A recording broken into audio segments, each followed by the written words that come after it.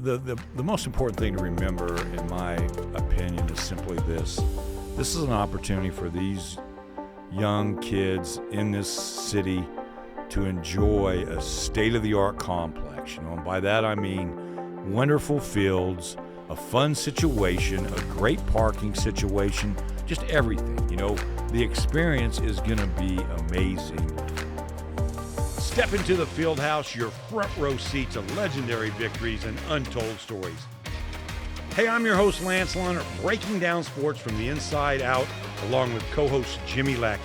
It's more than just a game. It's the Fieldhouse Podcast.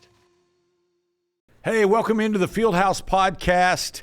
We are a production of the Kids Inc. Sports Network. Glad to be here as always. I'm your co-host, Lance Leonard.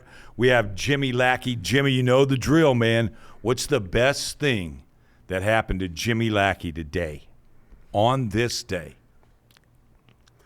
We always do this so early in the morning. I haven't had a chance for the day to go by. Maybe I should give you the previous 24 hours, though. You know what I mean? Well, I will tell you what happened today. So I'm leaving my house. Okay. And our block is not very long. And so here's my house. There's 1, 2, 3. So the fourth house down is the corner. Okay.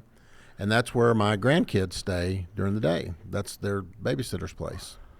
And so I'm pulling down the road, and Kennedy turns the corner right there. So I whip over and I pull my truck up next to. I've got a 2.5-year-old and a 6-month-old in the back seat. And so Hank's hiding from me over there going, "There's G-Dad, there's G-Dad." And June, the little 6-month-old, that's our first granddaughter. We've got 4 grandsons, and this granddaughter and I have a connection. Yeah. And she doesn't see me yet, and I pull up just a little farther where she can see over the edge of her car seat. So she looks over and I go, "Junie bug," and just that all gums grin this big. My day's made. So there you go. So my day was made right there. Yeah. That I love that one. Yeah. She's something else. I have a Shih Tzu named Teddy Ballgame. Okay, love the kid, love him. I wasn't a dog guy growing up. I really never have been a dog guy, but this little guy has my heart. But anyway, he will not yell. He is an alarm clock deluxe. 6:50, comes licks your face. It's time to get up. So and I walk him in the morning, and Rhonda, my wife, walks him at night. So, but Teddy took me down. Teddy took me down to the turf a couple of days ago. Walking. Got in front of you? I just fell. Yeah. Right on the sidewalk. I got a skin knee like the old days. And I had to laugh, actually, you know what I mean? Because he's this big, you know what I mean? It's we have a Shih Tzu, Zip. Yeah. And you talking about the alarm clock thing. He comes to my side of the bed, and the bed's just tall enough he can't jump up there without a little box or something being there. Here's what he does. 6:15. That's like, "Dad, I'm here. Let's get up." Yeah. He's like an alarm clock, like you said. Yeah. It is creatures awesome. of habit. Yeah, they very much are. But man, I thought this would be Rhonda's dog, but I think I win this one over. But he loves Rhonda. Bill Bandy. Yeah, and shout out to Bill. He watches on occasion. We've invited Bill in here, and he said, "I don't have anything to talk about." So Bill and I have been friends a long time, and one thing Bill will tell you is if he could come back to this life in another world, in another dementia, he wants to come back and be my dog because he knows how much I love dogs. So that's cool. That lets you know how I feel that's about my dogs. That's a great compliment. That's a great compliment. Yeah. It's amazing how they steal your heart. You know what I mean? So yeah. Hey, Jimmy, big news here recently. I know this is the go-to for the Rock Rose information, and a wonderful gift of $2 million, and it was a really interesting ceremony in the fact that you had their whole board here, and you'll get to talk about that. But I found that very intriguing. But somebody from New York, somebody from Austin, and how impressed they were. I kind of watched them, being an old reporter that I am. You observe people, and then you ask them questions after, like, "Why'd you do that?" You know what I mean? Because I always watch, like, when a player who just makes a great play or really messes up, leaves the field, I always watch how they handle it. Who came and talked to him or whatever, so I can ask him that question after the game. In fact, one time, real quick, Monterey, Emerald High at Lowry Field, and I got the kicker. He's ready to kick a game-winning field goal in the binoculars, and all of a sudden the holder looks back at him, Jimmy, and says something. The kid actually, I can see him smile like massive. So I said, okay. And he makes the field goal, so it's good news. If he misses it, I'm not going to interview a high school kid who just missed a kick to lose the game, of course, but to win it. And he looks, I said, hey, man, I saw him talk to you, and you had this big old grin on your face. He goes, yeah, coming down from Amarillo, we watched Happy Gilmore. And, one of the scenes is just tap-a-roo. Yeah. The holder looks back at him and goes, tap it in. Just tap-a-roo. And so what a great quote for my story. Yeah. I digress on that one, but with that said, watching these people who have never experienced maybe a Kids Inc. type situation or press conference in what they would call small town America, Amarillo, when you're from Austin and New York City, things like that. But they were really enthralled with what was going on. Yeah. So take us into what happened, and it was an energy boost for the Rock Roads project. Well, first and foremost, shout out to our media. They're always there for us. Yeah, great. And that's what impresses folks from out of town when they come into something like that and they're looking up, and there's all three of the local news stations there. Your Globe News is there. Everybody's there, and they're there to cover it. Maddie's live on Facebook with it, and so it's a press conference. Yeah. And we do that not to showboat us. It's a way of saying thank you to that donor. And in this particular case, the Paul and Virginia Engler Foundation, and this is what's really special to me in two ways. One, anybody that knows anything about Mr. Engler knows at WT, he gave $80 million. While he was still living, he committed $80 million to WT, $1 million a year for 80 years. And at the end of that 80-year cycle, it's renewable at the pleasure of that board. So think about that. Wow. It's like when John Sharp, the chancellor, was there to announce the gift. John Sharp says, you do know what $1 million a year in perpetuity means? He goes, that's till Jesus comes back.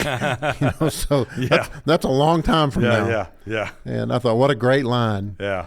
And then on top of that, all the money that he's given to the University of Nebraska. And so everything that foundation had done up to that point in time had been in the area of higher education. So we were the first recipient of dollars from that foundation outside of higher ed, which made it really special for us. And I told Angela after the press conference, their director, I said, Angela, you've opened Pandora's box now. You do know your phone's going to start ringing off the wall. And she goes, yes, I didn't think about that. Said, that's a fact. You're going to start getting, because everybody in town knows there's a foundation that's got dollars available. Do you fit their criteria or not? That's not for me to decide, but fortunately we did. And the other side of it being personal for me is I grew up with the Englers. Yeah, that's amazing. They were from Dumas, and when I was growing up, Paul and my dad were friends. Sarah, the youngest daughter, I don't know if you met her that day, was at the press. But I saw her. She lives in Austin. She's on that board and she was in the Zoom meeting when I met with their group grants committee, and hadn't seen Sarah since we were kids. And so to have a chance to get a hug and just talk to her briefly, and then of all things, Michael at the Globe News got a picture of her signing that presentation check on the front page of the paper the next day. And so I sent her a copy to her, to her house in Austin. And that's special to me because these are friends from when I was a kid. I knew these people. And to be on the receiving end of some dollars from the Engler family meant a lot to me. Yeah. And then obviously, professionally speaking, it was huge in the terms of so many times, every time we get a chance to talk about to Rock Roads, it's like a broken record. We're 3 years into this campaign. It's lasted longer than I thought it would. I'll be the first to admit that. I just didn't see all the other little parts that were going to get in the way that caused it to be delayed a little bit. But here's where we are. That gift, and people have heard me say this for months on end now, once we get to $24 million, There's a $1.5 million gift sitting there from High Plains Christian Ministries that will fund the day we hit 24 million. That Engler gift put us over the top. It put us into the 24-9 or 25-1 ballpark range, unlocked that 1.5 million. So that was a $3.5 million swing that day. And that put us in position where we said, it's go time. And so, we're at a point, the site plan's been submitted to the city. Architects are in the process of finalizing that with the city inspectors and all the people that they have to go through. And then they will turn that over to Southwest General Contractors. And I'm going to tell you here in the next couple of weeks, we'll be having pre-construction meetings and we'll go out to bid. Bidding will take probably 3 to 4 weeks to get all the bids back in. We'll have all of our numbers in, and it'll be time to move dirt. The last construction meeting Craig went to, things got pushed back for a couple of weeks, so we thought we were going to be bidding in the next week. It's probably another 2 weeks. But this thing's you're going to start seeing dirt move out there this fall, and I'm so ready for that because it's. Are you okay with the questions? Just anybody sure. out there? What I don't like is that when somebody looks at me and go, "Oh, this is never going to happen." Yeah, no, it's going to happen. And so all I can do is just say, just wait. Yeah. There's probably never been anything in my lifetime that's tested my patience or allowed me to expand my patience level more so than this project. That's good. There are days that it's very frustrating. Yeah. Our staff works hard. Yeah. Everything we do, I will go and fall on the sword for our staff any day of the week because no one knows all the little I's that they have to dot and T's that they have to cross when they're dealing with people's kids, and to get them on teams and do what we do as a business. But when it comes to this project, the outpouring of support, Lance, you're on the board. We've raised almost $27 million by ourselves. Yes. We don't have a full-blown development team. We don't have an office that just totally is enthralled with going out and doing Rockwell's work every day. We're like a little one-armed paper hanger getting this done. And the amount of support that we had in the beginning to today, it just keeps growing. And it lets me know that this is something our community really needs. Our kids need something like this. They're going to have a really nice place to play long after I'm gone from here. Yeah. And that's what excites me is this will be the first of others in this town going forward that I probably won't live to see. But mark my words, Amarillo's they're going to get it like they do in Elk City and like they do in Hereford. Once this is up and running and the opportunities that it has, the new business that will come in around this complex, and bringing in new tax dollars and new revenues to the city coffers, they're going to get it. Yeah. And they're going to go, okay, what can we do next to even make it bigger? And so those will be interesting discussions for us to have with those folks after we get this up and going. But we're going to be moving dirt this fall. If we're not, I told you a couple, 3, 4 months ago, if there's not dirt moved by December 31st, I might as well walk out the door. I'm not worried about that happening anymore. We'll be moving dirt well before December 31st. Yeah.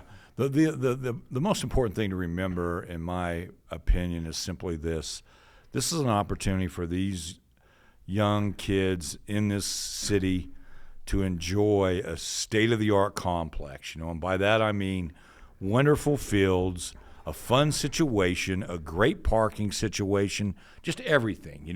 The experience is going to be amazing. Yeah. It's just we just got to hold on to that last little patience here, and I can't wait to see it filled up one day with kids just screaming and shouting and just all over that place. I was real thankful to Kathy Bunch, our mayor over in Hereford, for coming to that press conference. Yeah, I saw her there, yeah. Because I asked her to speak at the front of it because I wanted those board members, like you said, we had a board member. The Engler Foundation had a board member in from New York. Yeah. Sarah's from Austin. Yeah. They were from all around. And truth behind that whole deal is I've known since May 1st that we got that gift. But I sat on it because they wanted to have their whole board here. Well, their board was going to meet the morning of the 28th of July. And so they had their board meetings that morning, and we scheduled the press conference around that.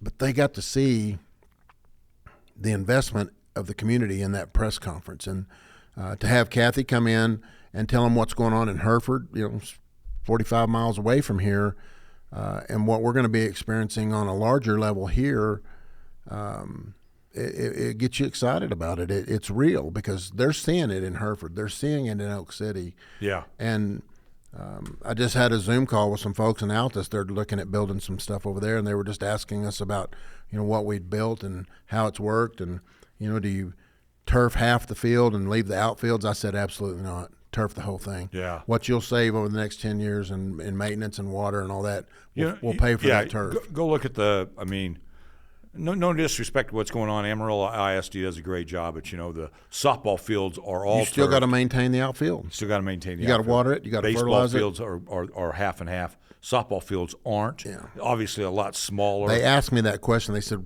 "So would you turf half the field and do that?" I said, "If you're asking me, absolutely not." Yeah, I agree with you. Absolutely I agree not. with you. In the long run, it's going to save dollars. So much. It's all about money. Yeah, it is. You got to have the upfront money to do it. Speaking of Elk City, man, I last Wednesday I went. Ben Arbuckle is a Canadian High grad. Hopefully, we can get him on the show sometime. That'd be cool.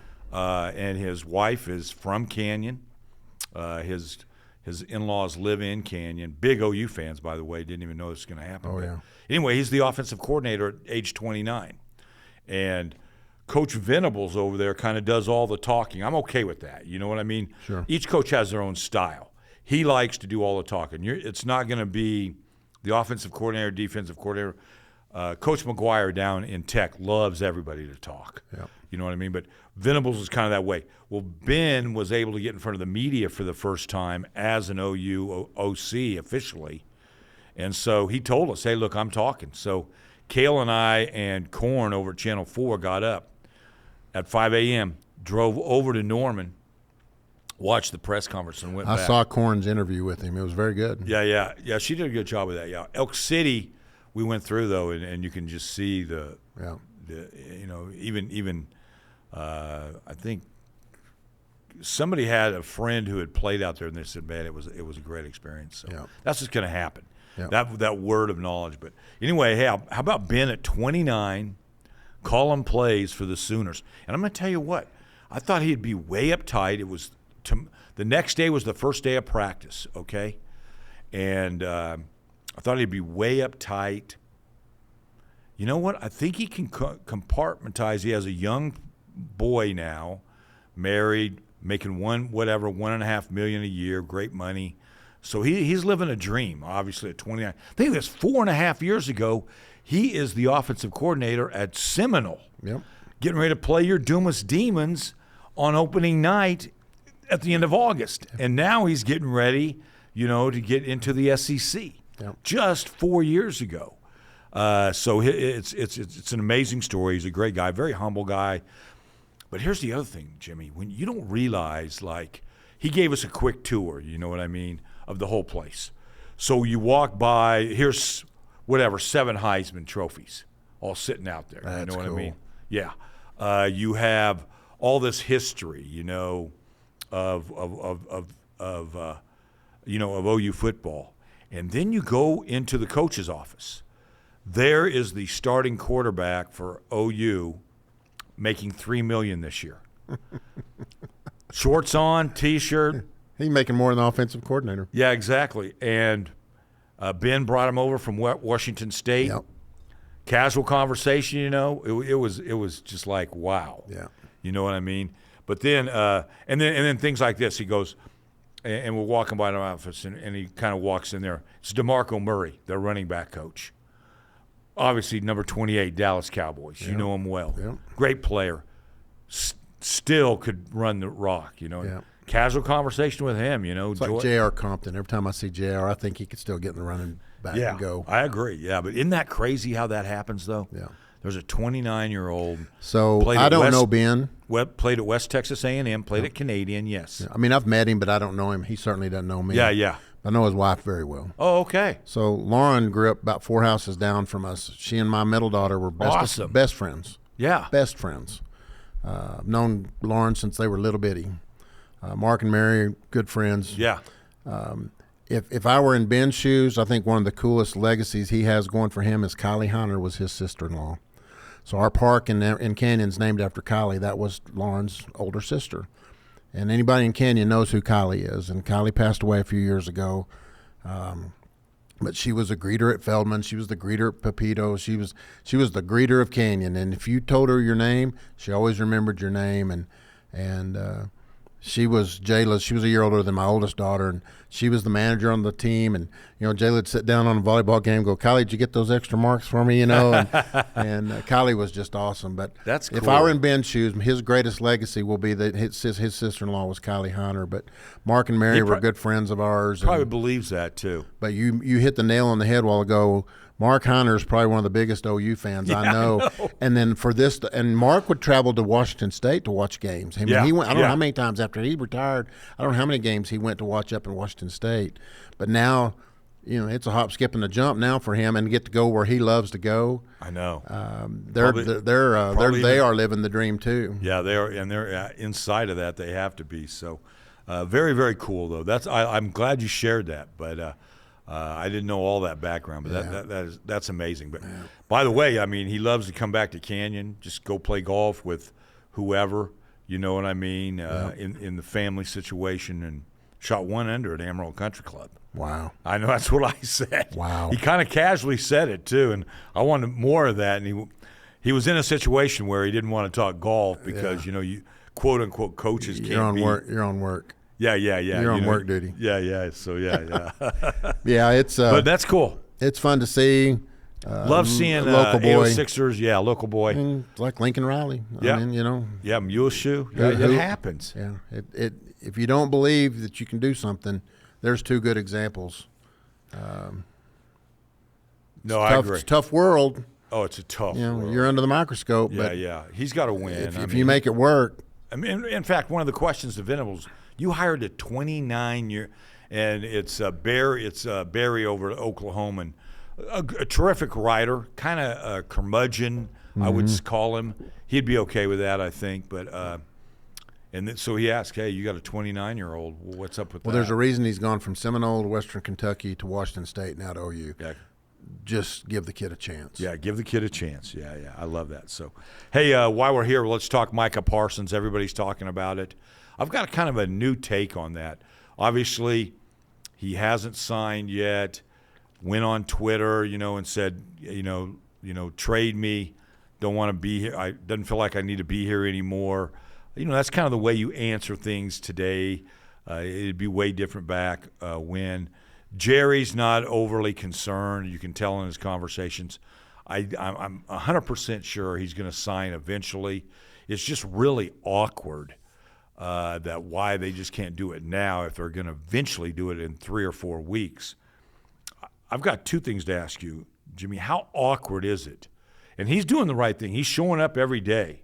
He's not participating in drills because if he gets hurt, then he loses the whole thing. But I think he'd get fined $50,000 a day if he wasn't there.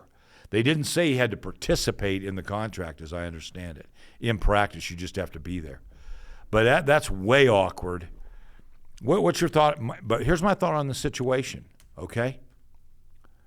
If everybody would just shut up about it, let him work it out, and tell us when he's coming back. Because anything they say is going to antagonize each other or whatever. And as I understand it, they have met in Oxnard. They have sat face-to-face. So when I heard that, that's all that matters to me. You know what I mean? Yeah, so, what's your thought on it? Well, I think you went right where I was going to go. Have they sat down, met face-to-face? What's the holdup? In my opinion, and everybody out there knows my opinion about Jerry Jones, marketer, moneymaker, best at it. Football guy, I'm not impressed. If you want this guy on your team, just get it done. Quit playing the media. And quit playing with this guy. Do you think he's the best player on your team? I mean, in my opinion, Micah Parsons is the most valuable player on that football team. More valuable than Dak. 100%. In my opinion. Wow, I like that. I definitely think so. Do you think, though, the theory that Jerry just loves to be in front of the media and he's doing this, do you think that holds any water with this? Do you really believe that? Well, obviously the media is eating it up. Yeah, no, I get it. I mean, it's just but do you think fish he wants? Bait. Okay, I think. But I don't like the fact that you've got a guy over here and his teammates need to be together. Yeah. So what is that doing? Again, I go back to, what is that doing to the morale of your team when the best guy on your team, on your best player in your whole franchise, in my opinion, is standing off over on the sideline? Here's my thought on that, though, Jimmy. In that locker room, they probably all – he's in the locker room still. Oh, I'm sure those players know what he's doing. Yeah, and so I think they probably support him. Sure they do. Everybody wants to see their guy get paid, you know what I mean? They know everybody's a little different. But he seems like a really in-touch guy. You know, we saw him at River Road this summer. Okay, if he was a really, really total jerk, and I'm not saying we can judge him on 5 hours in Amarillo, Texas, but he wasn't sitting in the cart waving at people or watching and don't come near me, I'm not going to sign anything. He was playing pickup ball with those kids. Yeah. That, I mean. In Amarillo, Texas. In Amarillo, Texas. And so it's not for like all this publicity. He had a great time, gave a couple of talks, you know, and so I don't get it. I mean, I'm just saying, I think inside the locker room it's fine. I really do. I think the players have his back. I think they're probably all like Jerry being Jerry. You know, we got your back, Micah. Just stick with us and see what you have to do. But it's a crazy ordeal. However, if you look at the history, Jimmy, history repeats itself, right? We all know that. All the way back to Emmitt Smith. Took 2 games into his rookie season before he signed the contract he wanted. August 27th or 28th is the date when CeeDee Lamb signed. September 10th is when Dak's contract was done. So the history just says Micah Parsons will be signed, but it's not going to be until late August or early September. Yeah. It's sad, though, in my point. Just let the first-year coach this team. That's where all this going next is. However, do you think this? Check this theory out. This is my own theory, and you can tell me I'm way off. Jerry, with this situation being the way it is, he goes, I'm going to write it, I'm going to push it, because all the pressure is off Brian Schottenheimer right now. Nobody's really talking, hey, how are you going to do as a first-year coach? How you as a head coach? Are you blah, blah, blah. All the talk is on this contract, not on if little Shoddy they call him, can get it done. Unless, and I'm just saying unless, Jerry screws this deal up. If he screws this deal up, I agree what with did that. you just do to your coach? Yeah, I agree and with that. That's where I was going to go next is if you screw this deal up and you lose this guy, what did you just do to the guy you just put all the pressure on to try to bring this team out of the bowels of the NFL? And I'll leave it at that. I like it. All right, let's stick with the NFL. My Broncos are hosting your Cowboys. We'll have to make a friendly wager here on the Fieldhouse Podcast, okay? I think it's October 28th or something. I'll get the date exactly. But anyway, in October they play in Denver. Rhonda's never been to a game at Broncos at Mile High. I call it Mile High. It's Mile High in my heart. Okay? Invesco, whatever they've named it now, I don't know. Anyway, so we go online, looking for tickets, SeatGeek, all those. Jimmy, the cheapest ticket right now is about $380. Now, this is from a broker, actually, who's not going to add, if it's SeatGeek, you get your number, and then here's this other fee. Here's another $100. Yeah, here's another $120 fee. So you're talking $400 to $500. At the cheapest seat, and it's in the 500 section. So if you've ever been to that stadium, I mean, that is up there. Yeah. Just reflecting on this, let's say there was a young Bronco fan in Colorado once, and the parents want to take their 2 kids to the game. Think about that now. You have to be somewhat wealthy. You do. Just to go to a simple. Or you've spent all of your savings to go do it. Yeah. It's sad. Yeah. That's really sad. And, it's not about me trying to get a ticket. It's about my reflection on that. Yeah, but it is about you getting a ticket. And so I'm just going to say this. If we've got a listener out there, I mean, think about this. This is a guy that's been a lifelong Denver Bronco fan. Yeah, and she's a lifelong. And Ron grew up in Colorado Springs. This isn't some fake guy from Amarillo, Texas, wanting a ticket for him and his wife. This is a guy that covered sports for 38 years, diehard Bronco fan. Somebody give me a call and tell me you've got access to a couple tickets to the Cowboys-Denver game, and let's make this thing happen for Lance. I love that. Let's just get that done. Okay. So there's my very my PSA for you today. Ron is, by the way, a hardcore Dallas Cowboys fan. Okay. So, whether she'll wear Dallas gear in there, I'm not a biggest dude to protect her, but I'll do my best. It's like my friends Amy and Willie. Willie, big Cowboys fan. Amy, she's got Joe Gibbs memorabilia, biggest Washington Redskin fan back in the day. Now the Commanders. Yeah. I don't know how she feels about the Commanders, but biggest Redskin fan I ever knew around here. Yeah. I hate to say it, you go into Denver with the opposing jersey on. Yeah. It's not nice. So I'll tell you a quick story about it's Denver. It's sad to me that you can't just simply wear a hat, but you will be F-bombed and especially Dallas. So this has been years ago, obviously, but this is a true story. If you watch 30 for 30s on ESPN, I watch them all the time. There's one about Boz, back when Boz was playing. Yeah. Do you know the story? His first game in the NFL. Oh, yeah. They're buying these T-shirts outside of the Denver Stadium that has this face on them and a big slash, circle and a slash through them. No Boz or no Bozos or something like that. Oh, yeah. They sold 15,000 of those T-shirts at that game. He had them made. The guy wasn't stupid. Yeah, no. But he had them made, but they sold those outside the stadium at Denver. Awesome. Yeah, his first game in the NFL. I do remember that. So anyway, it's kind of sad though. Just bottom line is, you have to have a substantial amount of money just to go to a football game, and Dallas is the same way. Yep. And that ticket's probably higher than other teams because it's Dallas. Totally. I mean, Denver so hates Dallas, you know what I mean, or jealous of Dallas America's team stuff. Anyway, yeah. Hey, while we're on football, kind of a cliche-ish question, but do you have an all-time favorite football movie? Yes. I love Draft Day.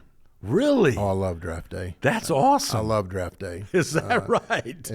Yeah, I watch it anytime it comes on. I like Friday Night Lights. Yeah, it was good. Our boy Ken Plunk, just to let everybody know, the Tascosa football coach, actually has a line in that movie. And if you're watching that movie, when the quarterback forgets his helmet and he's sitting there, the original scene was written like the coach comes over and goes, "Where's your helmet?" "Oh, that's pretty funny. Go get it." And the Permian coaches were kind of they were extras where you're just standing on the sideline, simply that, okay? Yeah. And they kind of go to the director, and I forget his name. He did several good movies, but they go, you know that's not what would really happen. And he goes, "Okay, freak out this actor and tell him and like you would do it." Yeah. Okay. Where's your helmet? Yeah, and they just got in his face, you know what I mean? And he goes, "Oh, I love this." So he put him in the movie. I think Coach Plunk has a one-word line in it, and he's made about $70,000 off of the original. Yes, yeah, But anyway, that's in that movie. But I like Friday Night Lights. I am Remember the Titans. Oh yeah, well, I think that's what I was going to say last. Okay, go ahead. Yeah, I think you might have come to this, but we had Coach Boone here for a breakfast that we hosted at the Ambassador back in the day, and we invited all the area coaches to that breakfast. And I got to sit with Coach Boone at that breakfast. Coach Carthel was at the table, and he sat right next to me. And I'm telling you what, he made Denzel Washington look like a cream puff visiting with him. He was hardcore, tough as nails, no BS about him.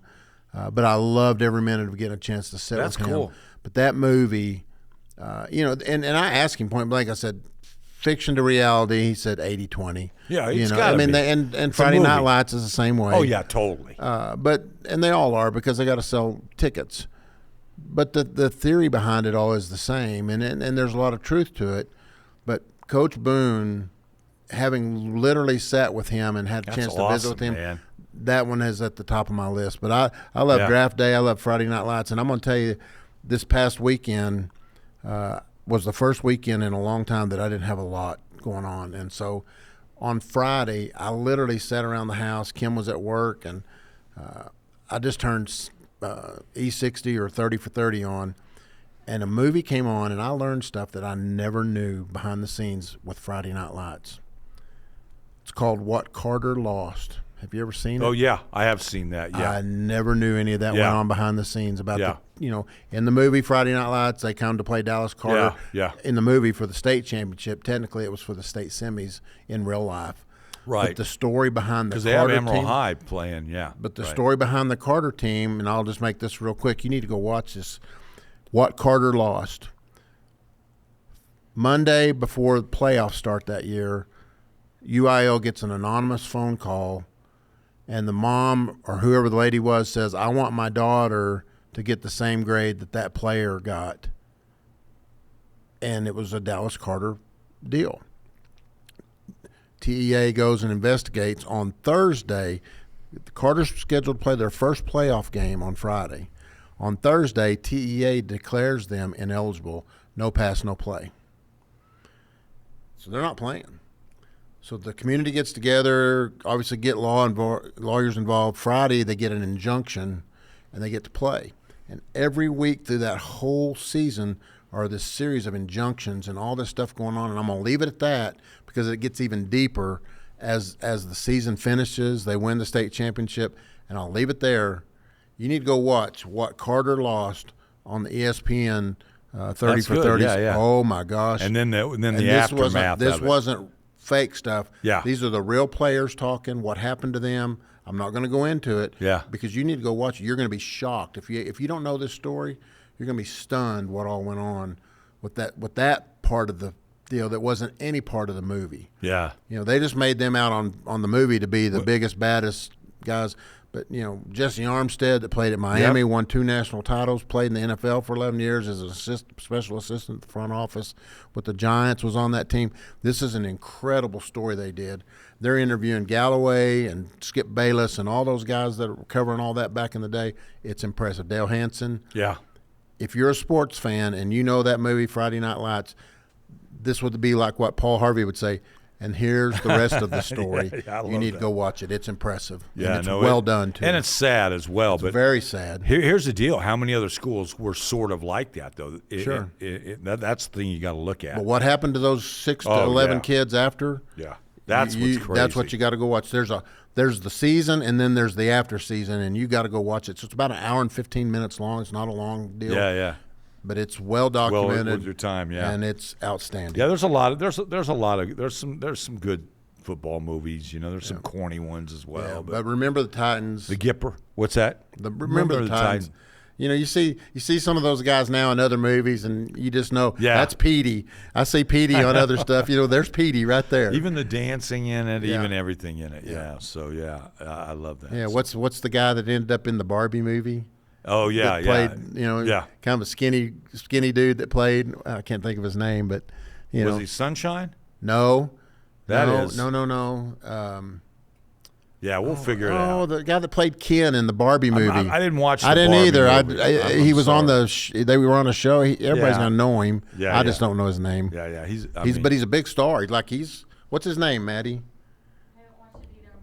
There's a golly, what is that guy's name? He's in Ryan Gosling. Ryan Gosling, yeah. He's a big time star. Oh yeah, he's today. Big time. But he was just this little weenie guy on the Remember the Titans team, Yeah. And he didn't want to go in. He wanted. Oh, that's right. Okay, he wanted him to let Petey go in. That's Gosling. That's him. Wow. Yeah. It's fun. It's fun. I love kind of. He's a big time actor. I'm a Hollywood sports movie guy. All time sports movie offhand. What is it? Do you have one? Say that again. All time, best one. It doesn't matter what sport. I'd have to think about that. Yeah, that's a hard one. I've been around a long time, Lance. No, I've seen a few. There's a good one. Sandlot's always up there for me. That's awesome. Believe it or not. My grandson's son, that's who they were for Halloween. Was the Sandlot that boys. was awesome. They were. I did see that photo. Yeah. I love Sandlot. They were outstanding. There's some real motivational movies. So, Jimmy, I don't have a lot today. That's about all I have. The big deal I had was this thing about What Carter Lost. I really encourage you. Yeah, I like Take some time to go watch some of those documentaries on ESPN. They're very impressive. They're well done. We didn't talk about our number 52 today. Oh gosh, my gosh! I'm sorry. To, I had to look at the book. Wait. Yeah, we got to go. So I'm going to see if you back. have I'm one. glad you remember that. But I'm going to see if you have one because I didn't. I was clueless. Well, I had one, but I mean, and then I looked at lists. Could just say, am I really that clueless? But if you look at it, it's a forgotten number. Not a lot of really famous athletes have ever worn it. But I apologize. We have a tradition here on the Fieldhouse Podcast. This is number 52. We always pick a player that we played, maybe a high school hero of ours or a teammate back in the day or an NFL player, a lot of whatever it is, or Major League Baseball, any number that is associated with 52 and athletically. And it was Ray Lewis for me. Okay, I mean, he's the guy. Now, Webster. He's the cover in the book, too. He is the cover, okay, yeah. But if you look at the list, like if you go, okay, MLB players or NFL players have worn it. Webster many. for the Steelers, obviously, if Pittsburgh fans would know that and treasure that number as well.